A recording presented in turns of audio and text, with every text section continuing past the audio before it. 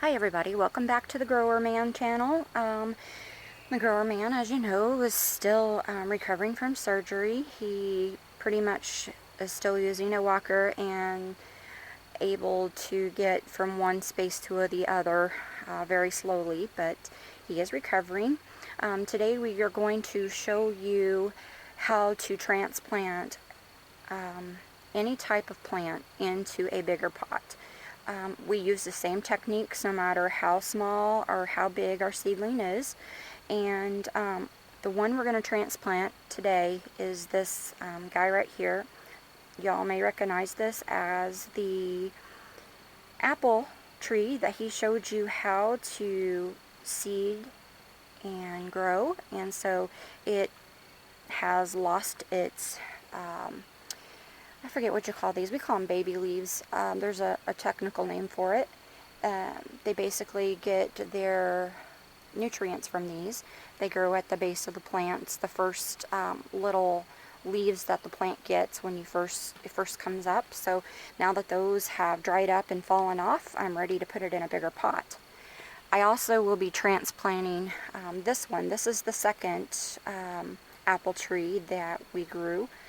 This one here isn't as healthy. As you can see, it's really flimsy, but it still has its embryonic leaves, and that's the word I was looking for. Let me move this leaf out of here. Those tiny little leaves at the bottom, those were the very first leaves that it got when it grew. And we also have some fungus in this cup, most likely because the high humidity downstairs and the low temperatures. But also, we've got some purpling of the leaves, and we believe, I think he said that that was a phosphorus nutrient deficiency. So we've also got some yellowing. So he's ready for a different pot because he's just not liking that one. One of the things that you're going to need is a bigger pot and some soil, obviously. And this is something that we always use. It is Garden Safe Take Root. It's a rooting hormone. And I'll show you a little trick that I do. When I get these new cans in, and it's a little bit messy, let me tap that off. I take and punch little holes in the top seal, and that allows me to make a sprinkle powder out of it. And you don't use near as much because these little cans, I think, are like $5-6, and I'm sure they're going to be more expensive depending on where you get yours at. I get mine on Amazon. I purchase almost everything that I buy on Amazon.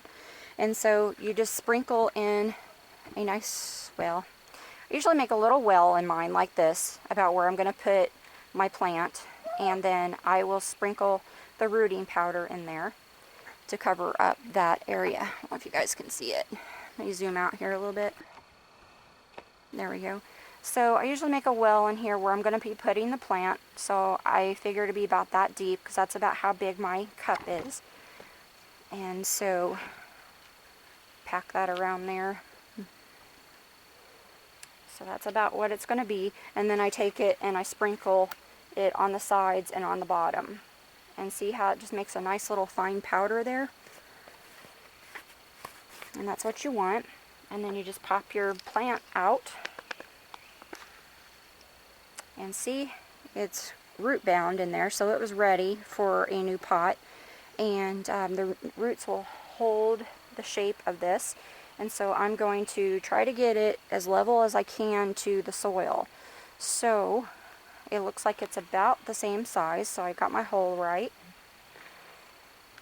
And then I'm just going to put a little water. This soil has already been wet. It's been out here outdoors. Getting lots of rain because we've had a lot of rain here in Indiana. This is the garlic that I moved out here. I don't know if you guys can see this. I'm going to take you off here for a minute. Here's what we got growing on the table.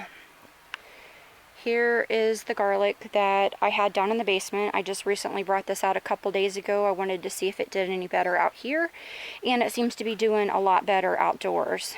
Now that it's warm, you can start it inside and then move it outdoors like I did. Let's see, these are some of the strawberry plants from the first batch that we got. And this is probably, these two are probably the healthiest ones. And they've been growing out here, and I've been rotating them, and they seem to be doing pretty good. And this here's that pepper plant. I'm going to be putting it in the ground today. With all the rain we had, it got delayed. And the same with this cabbage. It's ready to go in the ground now. It's big enough. This is a good planting size. So that's really all I got to show you today. And we'll get this little tree some water, and you guys can keep watching on its progress. I did get it just slightly out of, I wanted to note this. I did miss on getting it right in the middle. You want to get your plants as closely centered in the middle as you can. That way your roots can have the same amount of distance to grow out all the way around, and it just prevents deficiencies and root like stunning the roots from having not being able to grow outwards. I don't know what the word I'm looking for, but I hope you guys get what I'm saying. But anyway, thanks for watching, and hopefully Dustin will be back and he can demonstrate things in the next few videos. So thanks for watching.